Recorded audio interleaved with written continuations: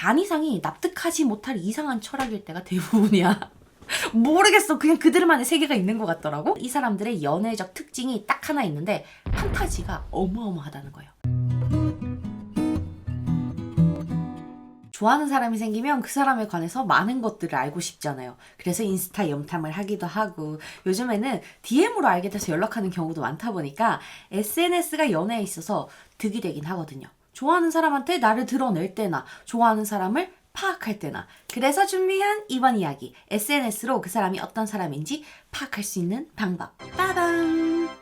첫 번째, 자기 사진으로 도배가 되어 있는 SNS. 내가 얼마나 잘 노는지 봐라. 내가 얼마나 이쁜지 봐라. 이런 자기 사진에 초집중된 SNS가 있어요. 피드 10개를 보면 9개 이상은 늘 계정 주인이 혼자 등장해 있어. 대부분의 사람들은 이런 SNS 계정을 가진 사람들을 보면 가장 먼저 하는 생각이 쟤는 자기 애가 큰 사람이구나. 자기를 되게 사랑하는 사람이구나 라고 생각을 하게 되는데 사실 이 사람들은 타인으로 인한 자존감에 영향을 많이 받는 사람들이에요. 자기 자신을 어떻게 평가하느냐에 따라서 상대를 친해질 만한 사람, 아닌 나쁜 사람으로 구별하게 된다는 거예요.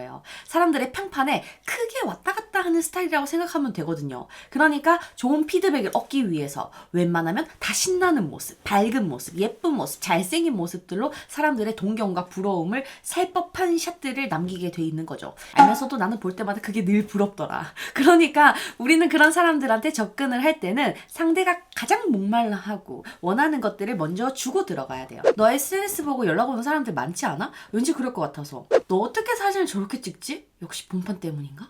이런 류의 칭찬으로 상대가 가장 목말라 하는 타인에 의한 자존감 채우기부터 들어가고 호감을 사는 게 가장 좋다는 거죠. 처음에 상대 호감과 관심을 끌어올 수 있으면 그 다음부터는 착착착 진행이 되니까. 두 번째, 반려견, 반려묘 사진이 도배된 SNS.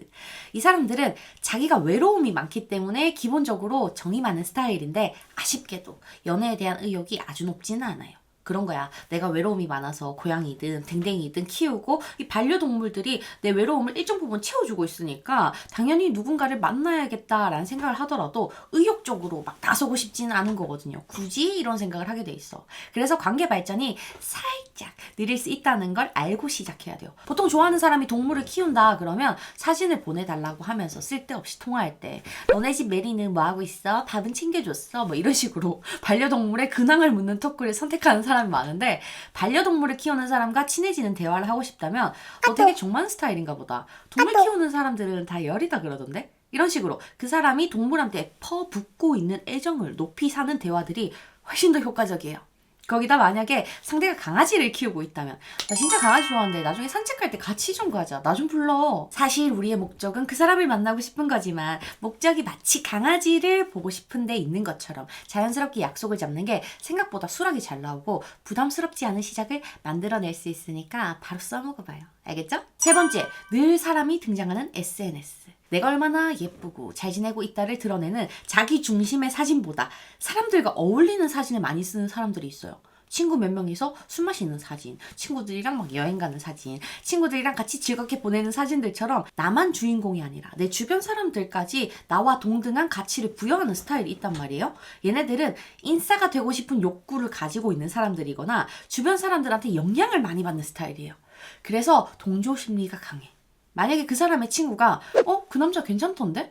걔 되게 예쁘던데? 이렇게 말 한마디 거들어주는 게 여러분들이 백날 플러팅을 하는 것보다 훨씬 더 효과적으로 그 사람의 마음을 사로잡을 수 있는 방법이 되는데 이렇게 만들려면 제한이 좀 있잖아요. 상대방과 내가 아는 겹지인이 있거나 아니면 상대 친구들이 나를 알고 있어야 하는 상태여야 가능하단 말이죠. 말했던 것처럼 겹지인이 있다면 제3자를 통해서 나에 대한 좋은 얘기를 억지스럽지 않게 슬쩍슬쩍 들어가게 하는 게 제일 좋고 이런 상황을 만들기가 어렵다면 대화를 할 때 상대의 사회성에 관한 얘기를 하는 게 마음을 열게 만드는 치트키가 돼요. 그러고 보니까 네 주변에는 늘 사람들이 많은 것 같더라? 성격이 좋아서 그런가? 이런 거 있잖아. 사람한테 누구나 다 인정 욕구가 있지만 어떤 분야를 인정받고 싶어 하느냐는 다르기 마련이거든요. 사람들이 여러 명 나오는 피드를 주로 올리는 사람은 나의 사회성, 인간관계에 대한 자부심이 있고 애착이 있는 상태다 보니까 우리는 이걸 건드리면 되는 거예요. 네 번째, 사람이 싫어하지만 눈에 띄는 SNS. 사람들이 되게 꼴보기 싫어하고 극혐이다 막 이런 얘기를 하지만 이상하게 계속 보게 되는 피드가 있어요. 허세의 끝판왕. 차, 시계, 명품, 호텔 이런 것들이 주로 등장하는 부티 허세 쩌는 피드들이 있단 말이에요. 몇 년 전만 해도 이러면 그냥 다 허세다 이렇게 얘기를 했지만 요즘에는 이런 거 올리면 다단계인가 이런 생각을 해볼 정도로 직업적 특징으로 나타나기도 하거든요. 엄청 많아. 자꾸 나한테 알바를 하라고 해. 어쨌든 여러분들이 살짝 관심을 가지는 여자나 남자가 멀쩡한 직업을 가지고 있어서 나한테 부업하라고 권하지도 않을 것 같은데 SNS 피드에 호텔 로비샷, 백화점 명품관 사진, 셀카를 찍었는데 뒤에 차 로고 보이는 이런 허세 쩌는 샷들이 5개 피드 올릴 때 한 번쯤 나온다 하면 이 사람들은 우월감에 크게 휘둘리는 사람이라고 생각하면 돼요. 그러니까 얘가 우월감을 느낄 수 있는 대부분의 상황들이 정말로 잘 먹히게 되거든요. 이걸 선물처럼 재산 칭찬해주고 막 경제적인 능력 칭찬해주고 들어갈 필요도 없어요. 이런 식으로 억지스럽게 들어갈 필요가 없어. 나도 그 매장 구경 가고 싶었는데 대기가 많다는 소리 들어서 진짜로 오래 기다려야 돼요?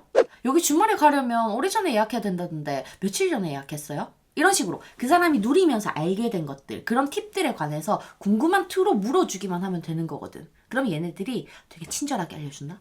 경계를 하지 않고 막 알려줘요. 왜? 거기서 우월감을 느끼거든. 내가 이만큼 누린 것들에 대해서 누군가한테 베풀 수 있다라는 우월감. 여기서 만족감을 느끼는 거예요. 괜히 여러분들 혼자 경제적인 격차를 의식해가지고 상대의 노력을 막 인정해주고 칭찬해주는 이런 뻔한 거 하지 말아요. 그거 안 먹힌 지 오래됐어. 마지막 5번째, 장문형이나 심오형. SNS에 주구장창 긴 글을 쓰는 사람들 있잖아요. 이 글이 주로 부정적이다, 누구를 비난한다 그러면 멘탈이 많이 약한 사람인 거고 딱히 부정적이지 않은데 긴 글을 쓰거나 되게 함축적인 사자성어, 명언, 한 줄 명언 이런 거 있잖아. 그런 거 써놓는 사람은 지적인 허영심이 굉장히 큰 사람들이에요. 이런 장문의 글을 인스타 피드나 막 한 줄 명언 이런 걸 상매에 써놓는 사람들 보면 자기 스스로 되게 대단하고 뭔가 있는 사람이라고 과대평가를 하고 있는 사람들이 많거든요. 처음에는 나도 되게 심오한 자기만의 기준이 있는 것 같았는데 얘네들이 자세히 들여다보잖아요. 반 이상이 납득하지 못할 이상한 철학일 때가 대부분이야.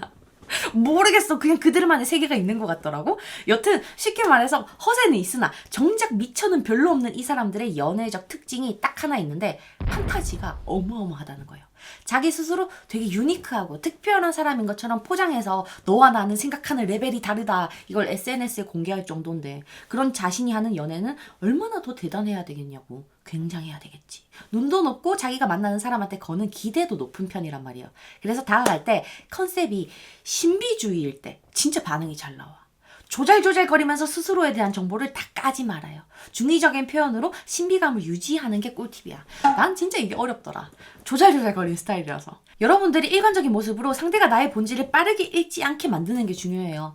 길게 얘기하면 끝이 없어가지고 가장 흔하게 볼 수 있는 5가지 유형으로 정리해봤는데 이건 연애할 때만 쓰는 게 아니라 사실은 사회생활 할 때 더 많이 필요해요. 회사에서 날 싫어하는 사람들이나 뭐 친해져야 하는 사람들 포인트를 짚고 들어가는 것만으로도 우리 사회생활은 훨씬 더 편해지고 인간관계는 어렵지 않게 풀리기도 하거든요. 그러니까 골고루 잘 써먹어요. 알겠죠? 오늘도 만나서 반가웠어요.